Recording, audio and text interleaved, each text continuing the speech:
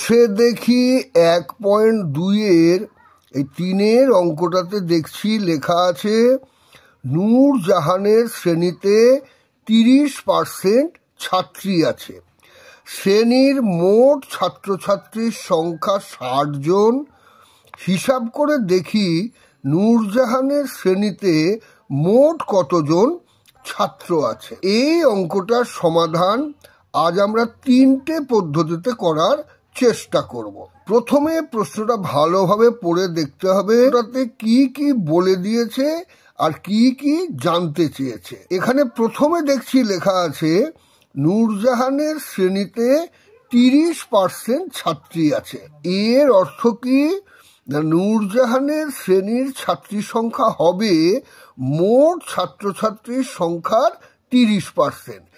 এখানে শ্রেণীর মোট ছাত্রছাত্রীর সংখ্যা বলে দিয়েছে 60 জন। তাহলে 60 জনের 30% হলো নূরজাহানের শ্রেণীর ছাত্রী সংখ্যা। তাহলে নূরজাহানের শ্রেণীর ছাত্রী সংখ্যাটা আমরা জেনে গেলাম। এরপরে আমাদের নূরজাহানের শ্রেণীতে মোট কতজন ছাত্র আছে সেটা নির্ণয় করতে হবে। সেটা আমরা নির্ণয় করব কিভাবে? না, মোট ছাত্রছাত্রীর সংখ্যা হলো 60 জন, আর আমরা একটু আগেই বার করে নিয়েছি এই নূরজাহানের শ্রেণীতে মোট কতজন ছাত্রী আছে। তাহলে মোট ছাত্রছাত্রীর সংখ্যা থেকে ছাত্রীর সংখ্যাটা বাদ দিয়ে দিলেই নূরজাহানের শ্রেণীতে মোট কতজন ছাত্র আছে সেটা আমরা পেয়ে যাব। তাহলে প্রথম পদ্ধতিতে এই অঙ্কটার সমাধান করার প্রথমে চেষ্টা করি।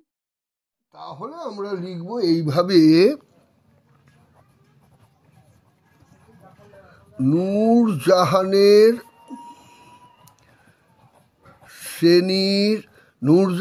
শ্রেণীর ছাত্রী সংখ্যা হলো মোট ছাত্রছাত্রীর সংখ্যার 30%। এখানে মোট ছাত্রছাত্রীর সংখ্যা কত? না, 60 জন। তাহলে আমরা লিখব 60 জনের 30%। 60 জনের 30% কিভাবে নির্ণয় করতে হয় সেটা আমি আমার আগের ভিডিওতেই বুঝিয়ে দিয়েছি। এখানে আমরা লিখব 60, তারপরে গুণ চিহ্ন দিয়ে লিখব 30, শতকরা চিহ্নটা তুলে দিয়ে নিচে লিখব 100 এত জন। এরপরে আমাদের কাটাকাটি করতে হবে। এই 00 কেটে গেল, এই 00 কেটে গেল, 3 6 18 জন।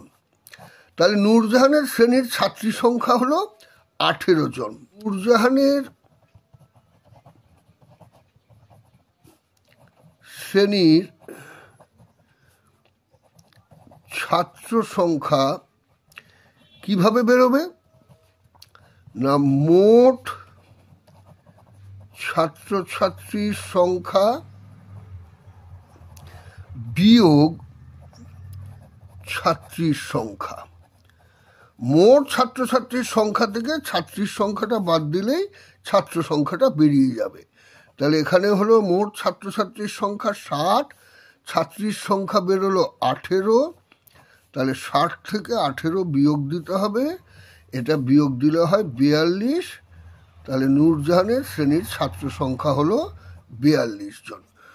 এই অঙ্কটার সমাধান আমরা আরেকটা পদ্ধতিতে এবারে করার চেষ্টা করব। যেসব ছাত্রছাত্রীরা আমার এই ভিডিও প্রথমবার দেখছো তাদের জানাই যে আমি উৎপল চৌধুরী এবং আমার চ্যানেলের নাম পলটেক বাংলা। তাহলে নূরজাহানের শ্রেণীতে 30% ছাত্রী আছে।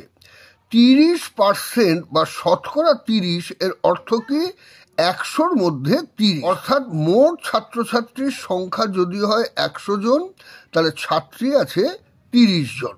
তাহলে দেখা যাক দ্বিতীয় পদ্ধতিতে এই অঙ্কটার সমাধান কিভাবে করা যায়। সপ্তম শ্রেণীর গণিত প্রভাব বইয়ের অঙ্ক নিয়ে এর আগে আমি আমার চ্যানেলে অনেকগুলো ভিডিও আপলোড করেছি এবং সেই সব ভিডিওগুলো আমি প্লে লিস্টে দিয়ে দিয়েছি। প্লে লিস্টের লিঙ্ক আমি ডেসক্রিপশন বক্সে দিয়ে দিচ্ছি, প্রয়োজন হলে সেখান থেকে তোমরা ভিডিওগুলো দেখে নিতে পারো। 30% ছাত্রী, অর্থাৎ 100 জন ছাত্রছাত্রীর মধ্যে 30 জন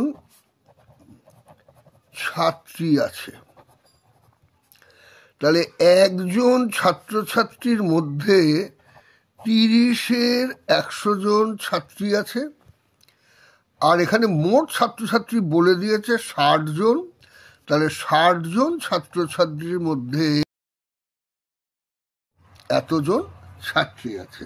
তাহলে এখানে কাটাকাটি করলে কি হবে? এই 0 0 কেটে যাবে, 0 0 কেটে যাবে, 3 6 18 জন ছাত্রী আছে। মোট ছাত্রছাত্রী হলো 60 জন, ছাত্রী হলো 18 জন। সুতরাং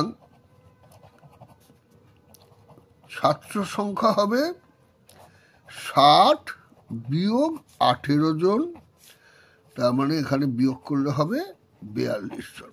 এরপরে উত্তরটা লিখতে হবে, নূরজাহানের শ্রেণীতে ছাত্র আছে 42 জন। নিশ্চয়ই বুঝতে পারলে এই অঙ্কটার সমাধান কিভাবে করা গেল। এই অঙ্কটার সমাধান এবারে আমরা আরেকটা পদ্ধতিতে করার চেষ্টা করব।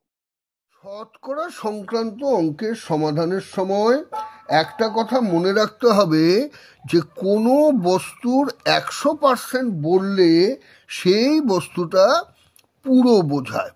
বস্তুর 100% বললে সেই বস্তুটাকে পুরোটাকে বোঝাচ্ছে। তাহলে এখানে আমরা লিখতে পারি এইভাবে, নূরজাহানের শ্রেণীতে ছাত্রী আছে 30%।